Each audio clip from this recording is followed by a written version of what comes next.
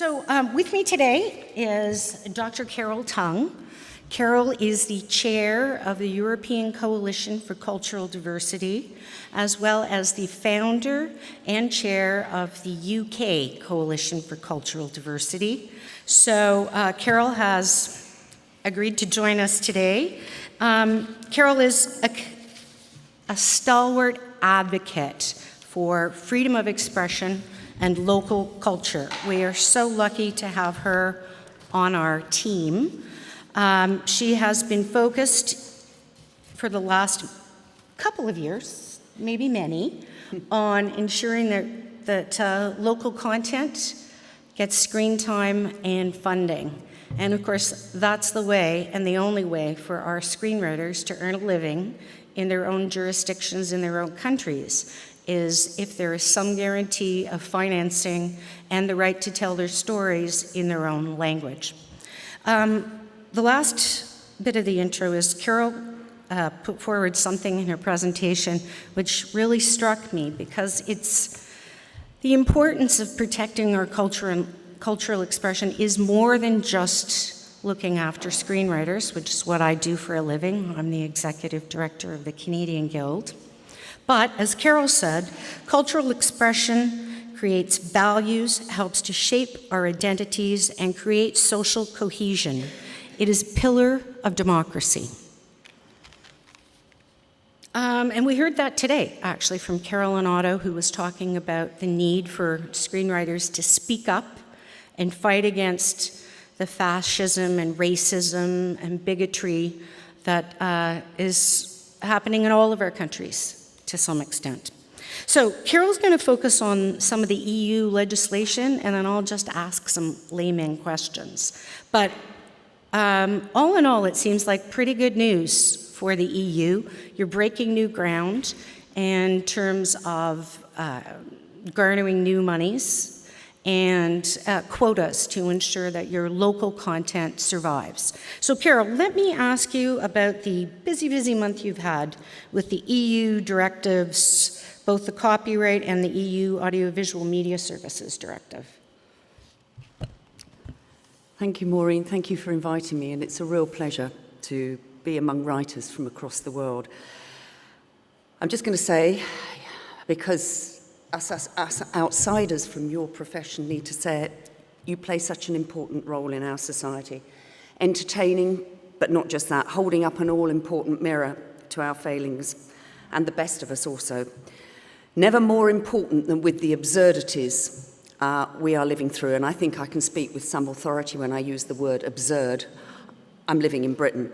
I thought I'd also I found an article called "The Stories That Bind Us," and given we're among writers, I must attribute to Kevin Charles Fleming, and he recalls a hunter-gatherer society that have been studied for the way they tell stories, and I just picked one quote which I thought you'd all love. More remarkably, when the actor, this group of rare hunter-gatherers, were asked to name the 5 people they'd prefer to live with, skilled storytellers were twice as likely to be nominated as less skilled individuals. Storytelling beat hunting, fishing, tuber gathering, and medicinal knowledge as the quality actor wanted in a campmate. Isn't that terrific? That's wonderful. So if there's an apocalypse, screenwriters will survive. You'll be amongst the chosen few. So, I want to say there's some people in this room, one taking photos, Cécile Desprang, you have much to thank her, Society of Audiovisual Authors. There's David Kavanagh, there's Janine Laurent, there's Katrin Uppenbrink. They have all been working together with others. I've played a small part in getting some of the best things in this copyright legislation, which is still undergoing scrutiny now with EU Commission, EU Parliament, EU Council coming together. So finally, the value gap, the fact that only 2% of internet revenues go to creation and creators. There's a legal solution potentially on the table in the directive It didn't stop Google, of course, spending about 35 million trying to stop that, and some MEPs falling for that, but there was a big victory. The right kind of phrasing is still in the legislation. It represents a huge innovation because it means those platforms will have to pay creators more fairly from their lucrative activities. A press publisher's right, hugely controversial in Germany, but thanks to it now, hopefully going to go and benefit journalists and not just publishers. Once again, platforms are going to have to license and pay publishers who, after all, are investing in investigative journalism. On fair remuneration, the EU Commission proposed for authors to be fairly remunerated, and very importantly at the moment there's a transparency obligation in the legislation. Producers will have to inform every year how their works, how your works are being exploited, what revenues are being generated. On the renegotiation of contracts, this will enable authors and performers to claim, in the words of the European Parliament, but importantly the Council of Ministers, to be entitled to further remuneration from the exploiting party, and I'm quoting from the draft legislation at the moment, if the original contract is disproportionately low compared to the benefits derived. In addition, we have to thank the European Parliament and the work of all those people I've mentioned. The European Parliament's going to introduce 2 new proposals to improve authors' economic situation. A right to fair and proportionate remuneration. And I have been in so many meetings where to get that idea across is took a long time, a lot of explanation, an unbelievable amount of lobbying. And a revocation right that enables authors and performers to revoke or terminate the exclusivity of an exploitation license for their work if the producer holding the rights is deemed not to be exercising the right. So at the moment we have a draft, there's good stuff in there. The stuff for screenwriters is good at the moment, but we have to hang on to it, and the tech giants will be lobbying as we speak. So we have to keep together a strong coalition. And we haven't got long. It'll be through this autumn, probably adopted February, March. So this will be adopted by the EU in February, yes. March, and then it goes back to the member states. So it's a 2-stage process. Carole, one of them where I found the most interesting change was in the Audiovisual Directive. Article 13, I know this sounds very formal, but the bottom line of this is that the internet platforms will be required to keep a certain percentage of local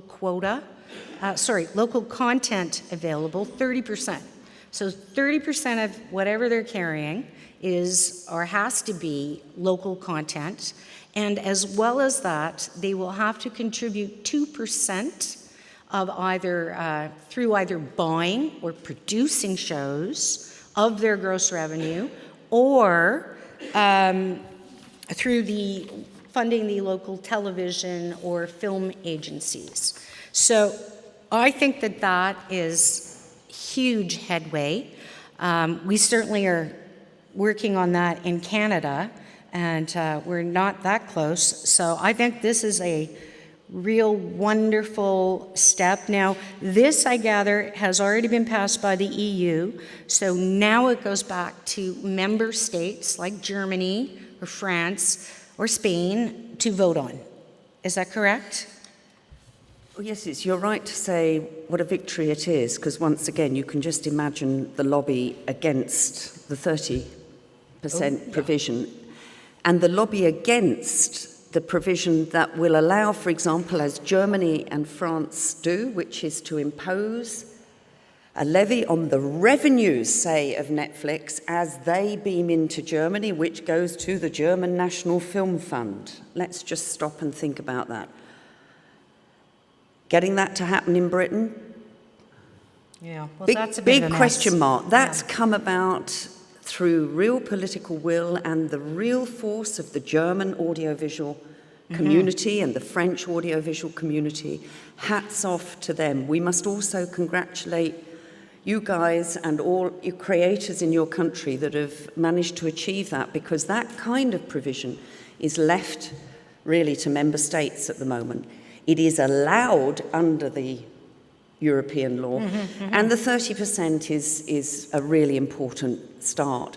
And also the rule on provenance, because at the moment the strapline in Netflix, it can be all from another place and never from your own country, your own culture, or the rest of Europe. So we hope that strapline will eventually look different. But countries have 21 months in which to put that into their national legislation.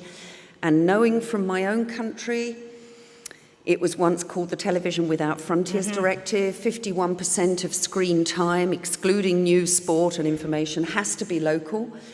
And then Mrs. Thatcher made sure 2 words remained in the legislation: wherever practicable. I think I got a couple of stomach ulcers in the 90s trying to get rid of those 2 words.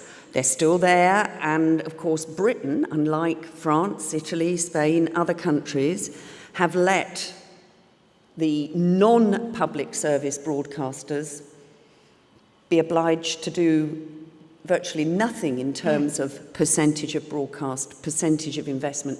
So what your member state does is, your government does, is absolutely critical. I'm head of all the coalitions for cultural diversity, and many of our members wanted us to lobby for 40%.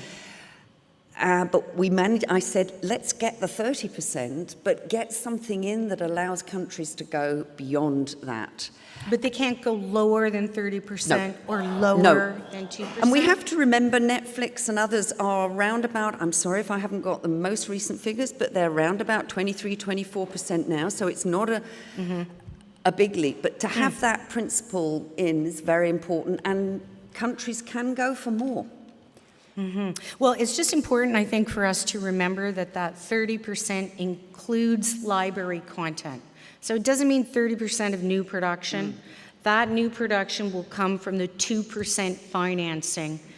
So it's very important that those 2 qualifications are matched. I know in our country, for example, the private broadcasters in Canada are required to spend 7 to 8% of their gross revenue on drama, comedies, and documentaries.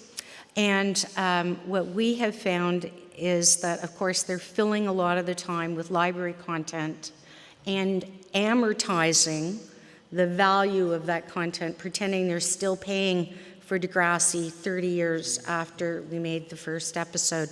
So I think the point being is that there's going to be a lot of ways they can look to get around this legislation, but it's a very important first step to say to these internet service providers, it's not the Wild West anymore, right? There's law coming in.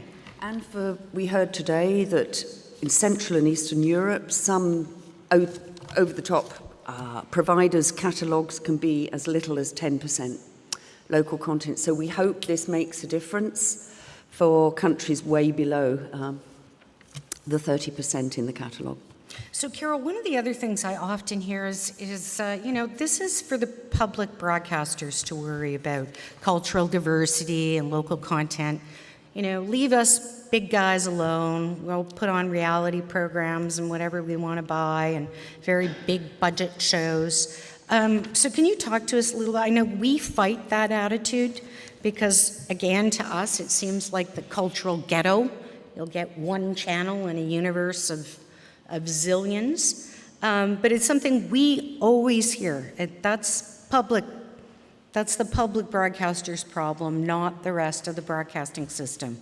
What do you think about that? Well, first of all, that's not what the European legislation says. So We're quite clear. We're referring to all broadcasters. So these are our rules. You, as Peter Dinges, a very prominent German figure in the German audiovisual landscape, said, if you want to exploit our market, ye shall invest in our market. Thank you very much, Peter. Absolutely. That's what's got to happen. And all the channels are part of an audiovisual ecology. What one does affects another. So if you take the United Kingdom and children's TV, you will see a very, very sorry story because there were no obligations put upon Nickelodeon and the American kids channels.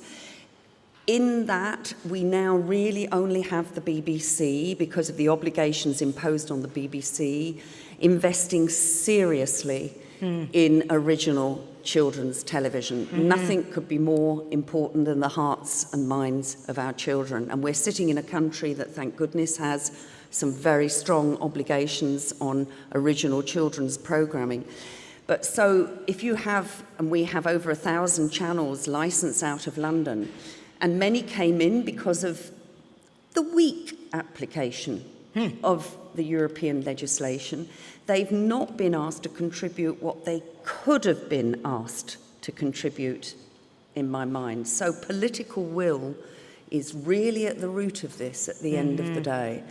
And I think politicians, interestingly at the European level, we were just discussing with some colleagues that Christian Democrats, interestingly, in the European Parliament, have been a stronger voice on copyright on behalf of artists and performers, and a strong voice on the need for these kinds of investments.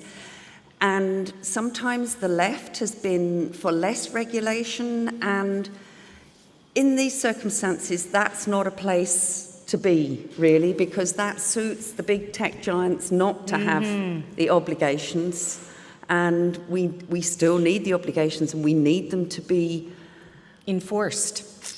With imagination. With imagination, rather than a hammer, which is how I prefer to do it.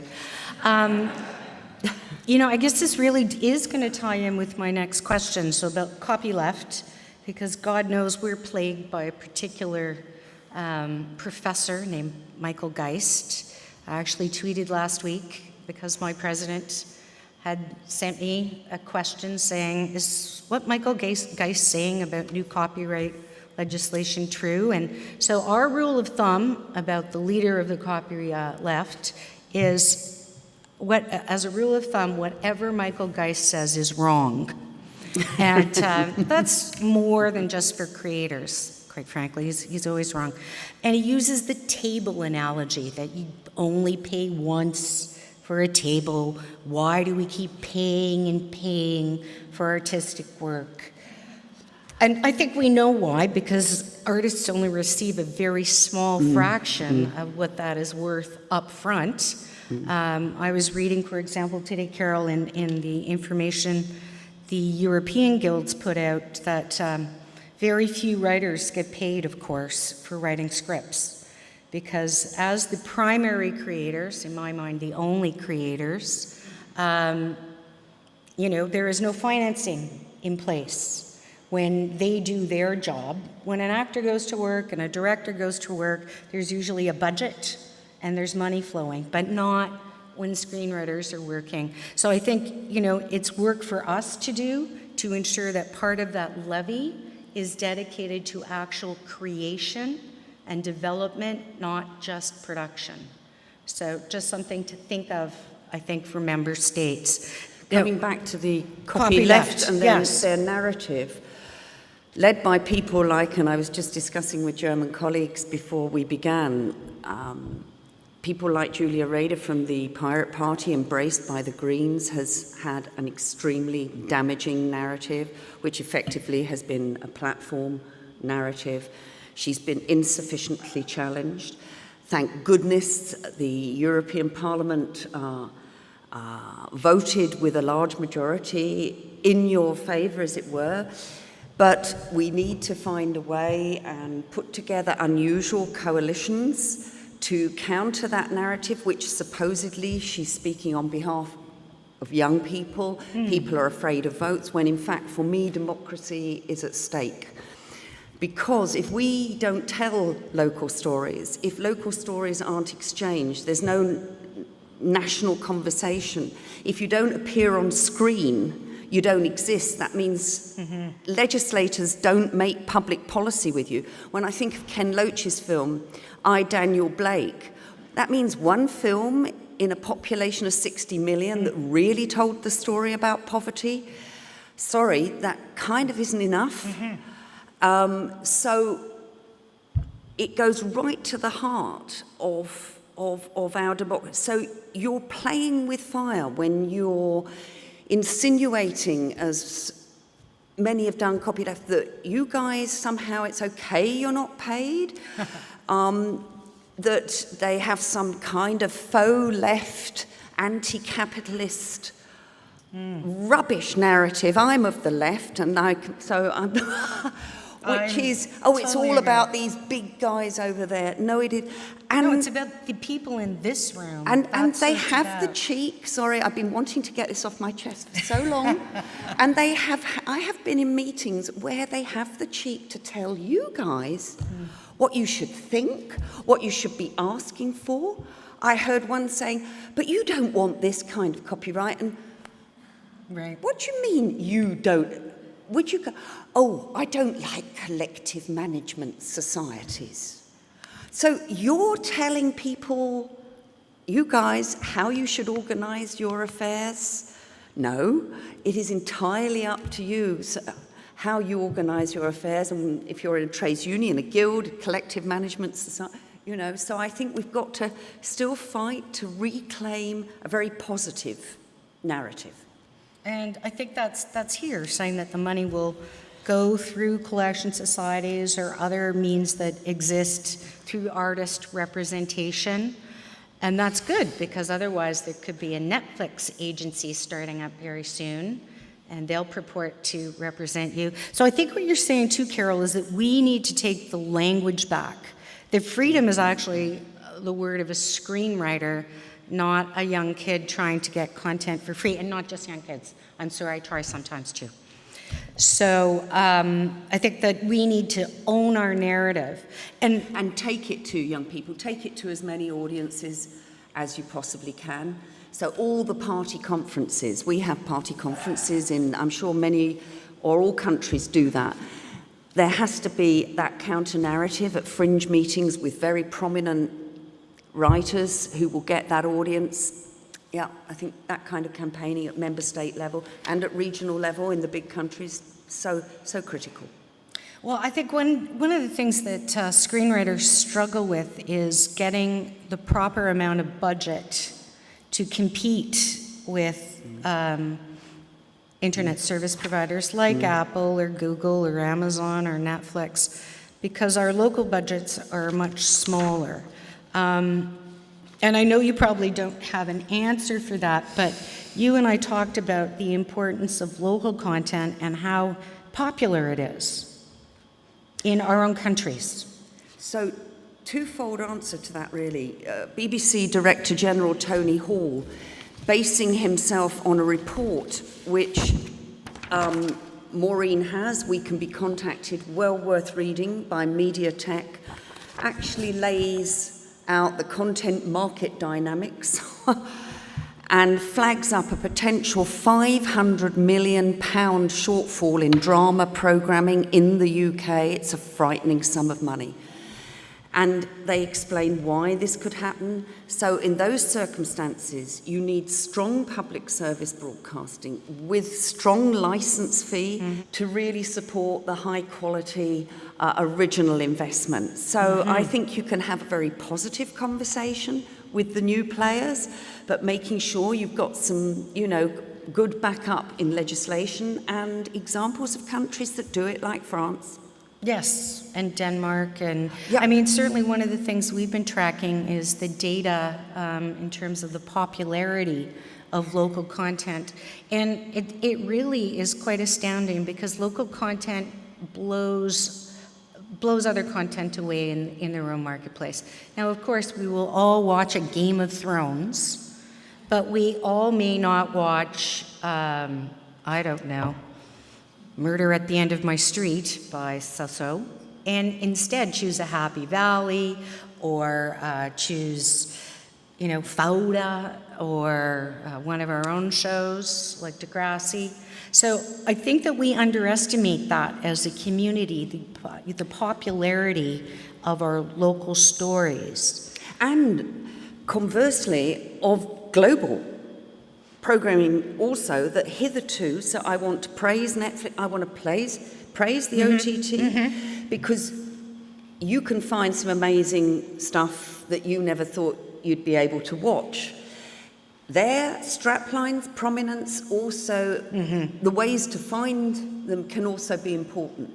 And it also means our terrestrial television, our public service has to do brave things like Channel 4 with Walter Presents, the best of global drama, with the BBC with its European drama on a Saturday night, subtitled. It's taken a long time, but we need to encourage that also, because boy, do we need a kind of audiovisual conversation that encourages a bit of mutual understanding. So that's yes. what that society looks like. Right. And I, for example, just finished watching Dark. It's a German series on Netflix. Excellent. And yes, subtitled. I embrace the subtitle. It was such a great show. I hear it's now in production for its next season. I can give one example of a brilliant French political drama, The Men in the Shade, or Men in the à l'ombre, Spin. And it shines a light in an acute way on French politics so brilliantly, but it also shows up the fact that at the moment in Britain, we haven't got a drama as acute as that. There just hasn't been one covering really the last decade, in my view. And how much did we spend on The Crown? How much did you spend on The Crown? Yeah, that's 100 million. I call it the bosoms, bonnets, bonds, and Bridget category. Did we need any more? We could have had 25 Sherlocks, or you get the point. That's why what Germany's doing with saying to Netflix, we're going to put a small levy on your revenues that goes to the German National Film Fund, and France is doing this too, so is Poland. That way, our film funds get to decide, in that sense, how the money is going to be spent. Is that on top of the legislation that's coming down? Well, don't Or forget is it all Germany, the France, same? and Poland were doing that before we adopted the Right, AVMS. so they're ahead of the game. They're ahead of the game. And But so the new legislation is going to apply to any member state that has adopted it, which is already France, Germany, and sorry, I missed the last Poland. one. Poland? So this is already in play in some countries. Yeah. And as Tony Hall and others have said, our Director General BBC, there will be a tendency towards the global blockbuster. This is picked up in this report. That's one of the great tendencies, and you will tend to lose the more specific. And I'm here to defend that more specific programming that often, by the way, talks very well to the rest of the world. So before we turn it over for questions, I guess I just wanted to summarize what I've learned from Carole, and that is that we need regulation in order to survive as local content creators. We can't be afraid of saying we need legislation. This isn't a matter of the free market. The free market will really mean international, global production, co-production, and whatever brings in the biggest bang for the dollar. Not the controversial, perhaps, need to be told stories. So regulation, and then we have to do our bit and ensure that that regulation is adopted in, well, we've got Canada, it's a bit different, but in your member states. I don't know, Ellen, maybe in the United States too. I'm kidding, really. But so it's twofold. We need regulation. We can't be afraid to tell copyleft that you don't own the word freedom, and that we need to get out and activate as members and creators. I think and convince decision makers that this is a matter far wider than they think, because there's a plethora of digital channels, that means diversity and plurality. Not necessarily at all.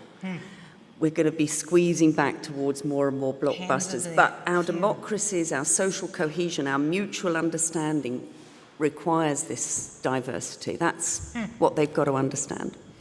So I'm not sure if anyone has any questions. Janine Laurent.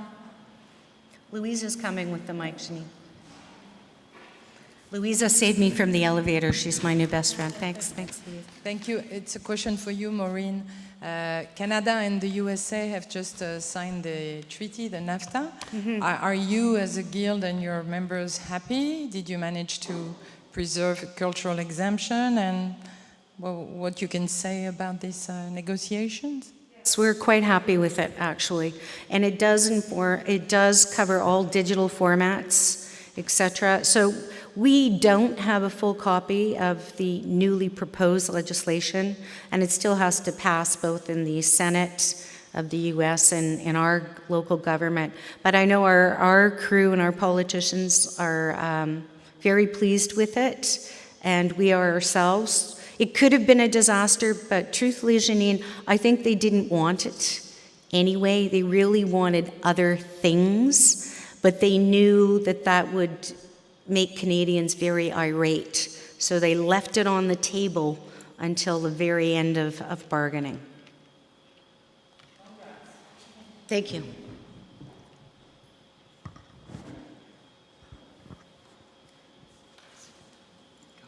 Yeah. Here she comes.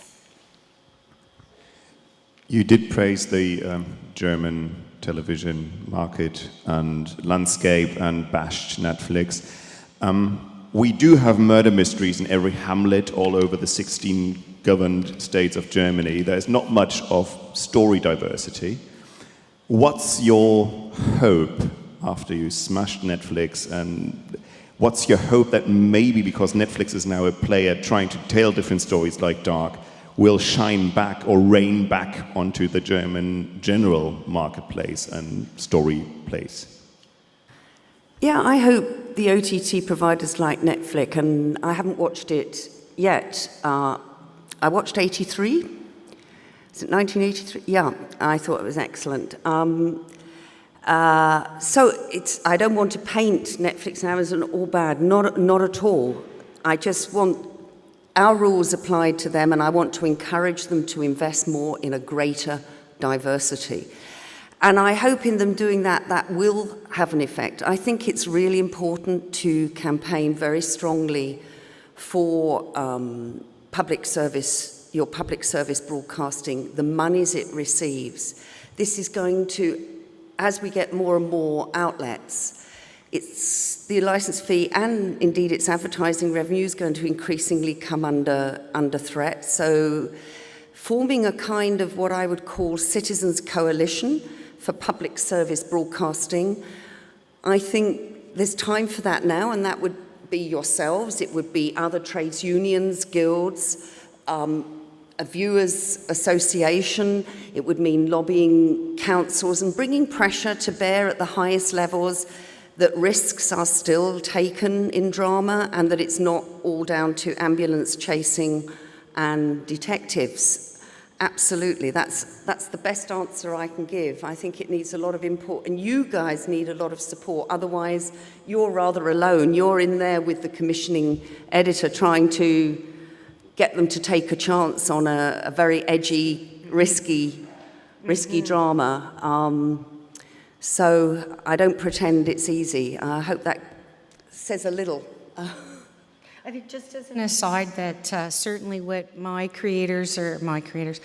Canadian screenwriters are telling me is that working with Netflix is great because you aren't getting the same notes that you would get from a broadcaster or cable company, that you are able to have freedom and to tell an edgier story because they're not relying on ad revenue, and they know that only certain niches will watch certain programs. So in many ways, this could be a really great thing for creators as long as they pay.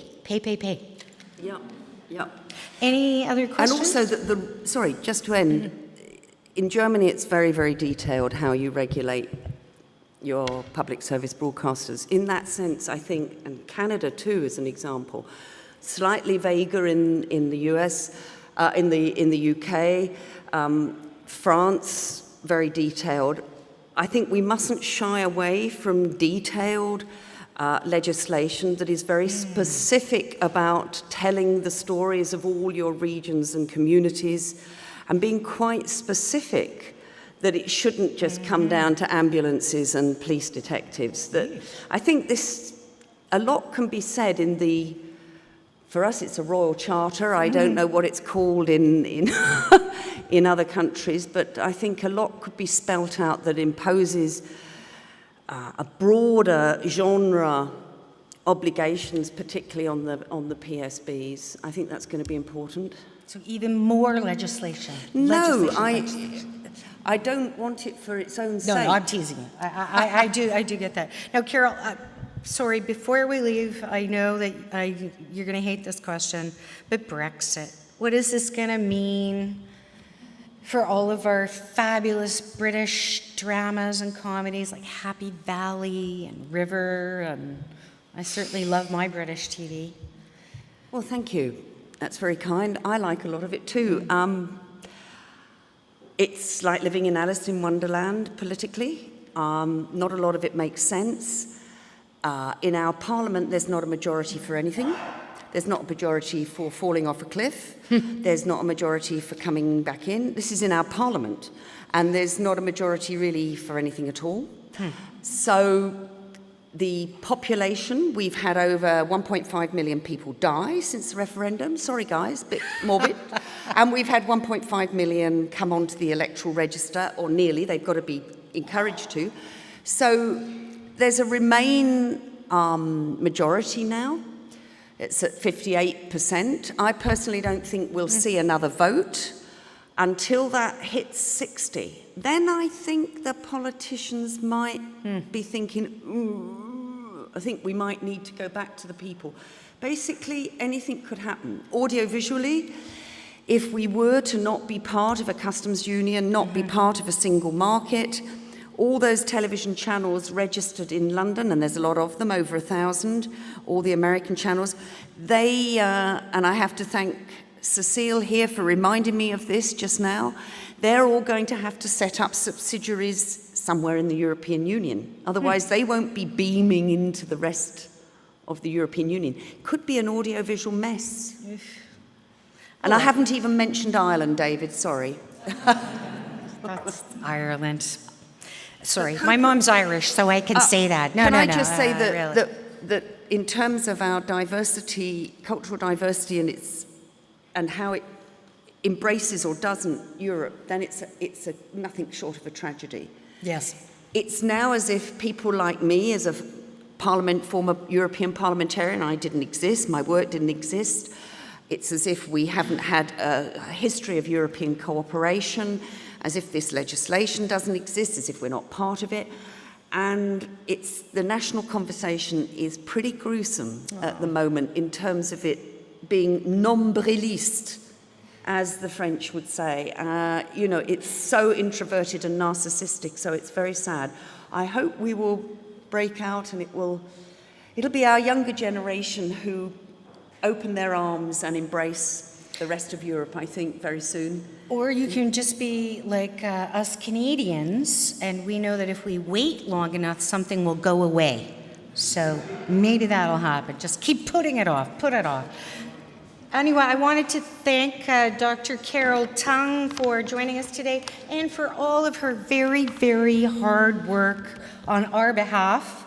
Honestly, she's a brilliant woman, and she's used her life force to ensure that we have the right to tell our own stories. So thank you all for coming, and thank you, Dr. Tung. Thank you.